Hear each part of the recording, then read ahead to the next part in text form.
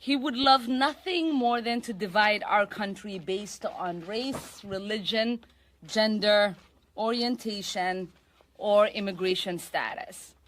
Because this is the only way he knows he can prevent the solidarity of us working together across all of our differences. You know, it's really quite interesting how people have tried to manipulate people and how to intimidate people and change their minds. This has been going on since we've been in America. Imagine a world where the measure of your character is determined solely by the ballot you cast, and where your life experiences are invalidated the moment they deviated from a pre-approved script. For decades, the American political landscape has relied on a predictable set of boxes. You are told that because of where you grew up or the color of your skin, your thoughts are already owned by a specific institution. When a prominent figure refuses to sit in their assigned box, the reaction from the establishment isn't just disagreement, it's a panic. This moment matters because it exposes the machinery of identity politics not as a tool for empowerment, but as a system of boundary maintenance. It's a rare look at what happens when an individual prioritizes personal observation over tribal loyalty. And thank you for your courage to be here, because in the society that we live in today, it takes a lot of courage to say that you're supporting President Trump. And, you know, it's really quite interesting how people have tried to manipulate people and how to intimidate people and change their minds. This has been going on since we've been in America. You know, you go back to the days of slavery, you know, and in a lot of the states there were more slaves than there were owners. So what did they do? They had to divide the slaves. So they told the ones in the house, you're better than the ones in the yard. And the ones in the yard, you're better than the ones in the field. And then after slavery was over, the light-skinned ones, you're better than the dark-skinned ones. And on it went, trying to divide people. Today, they say, if you are a conservative, then you are somehow an Uncle Tom, you're a horrible person, you're a demon. What a bunch of crap, you know, but, you know, it's been going on for hundreds of years. And it's really time to put a stop to it. So I am very happy to see that you have the courage to come out. You know, it doesn't bother me anymore because, you know, I only worry about what God thinks. I don't worry about what these other people think. But, you know, sometimes people ask me, what happened to you? You changed. I haven't changed. I changed about 35 years ago because, you see, I grew up in Detroit, a bastion of liberalism. They call it progressivism now. They keep changing the name. But anyway, then from there to Boston, a bastion of liberalism.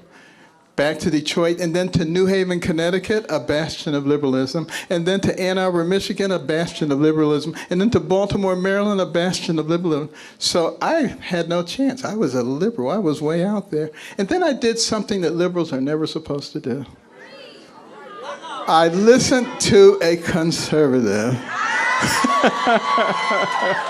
I listened to Ronald Reagan. And I said, you know, he doesn't sound like a horrible racist person. He sounds just like my mother. And at that point, I started thinking for myself. And that made a big difference. It made a big difference in my medical career, too. I didn't do what everybody else did. I always started thinking out of the box. How do you solve this problem?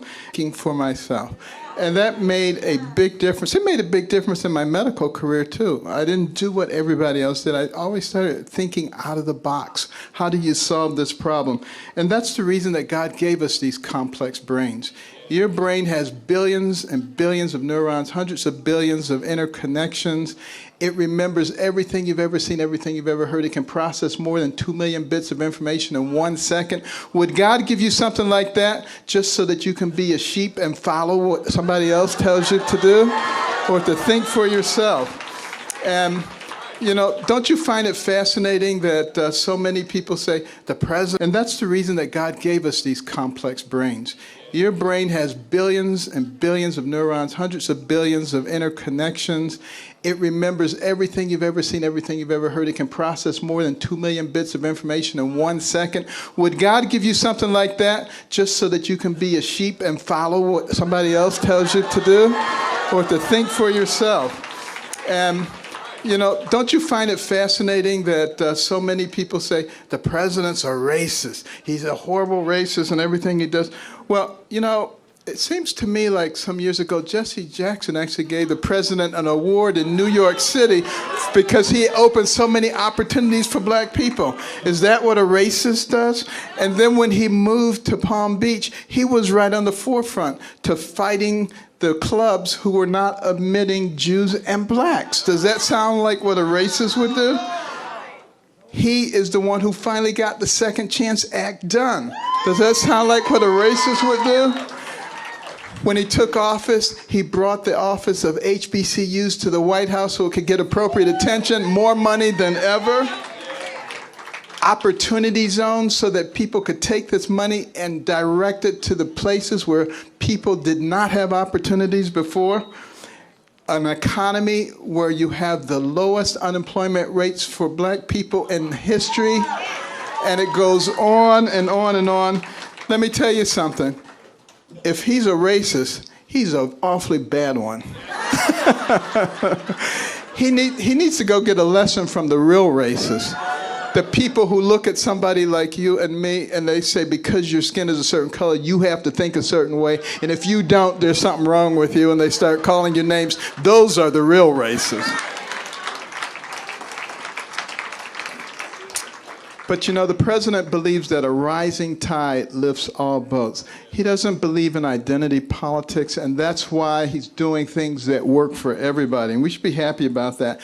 And the media, they like to pick on him, any little thing. He's not perfect. I'm not perfect. You're not perfect. The only one who ever was perfect was Jesus, and they crucified him. So, think about this. And we need to just look at the big picture, think about all the incredible things that are happening. Think for ourselves and be missionaries. Go out and talk to your family, talk to your friends, help them to realize, because see, if all they're doing is looking at certain media, they don't even know about these things that we just talked about that he has done. And so they can perpetrate this horrible image of him being a bad person. It is absolutely not true. I work with him all the time. He's a wonderful person. He's become a good friend. You remember during the campaign when we were having a debate and I couldn't hear my name. I came out, I stood there, I was waiting to hear everybody else gleefully walk past. He was the only one who stood with me until they straightened it out.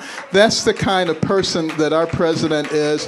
He is my friend, and he will be your friend as you get to know him. At the center of this exchange is a fundamental question about the nature of freedom. If an individual's perspective is restricted by their demographic, then the concept of the independent citizen is dead. This issue transcends the personalities of Ben Carson or Donald Trump. It is about whether we will continue to permit a system that profits from our fragmentation.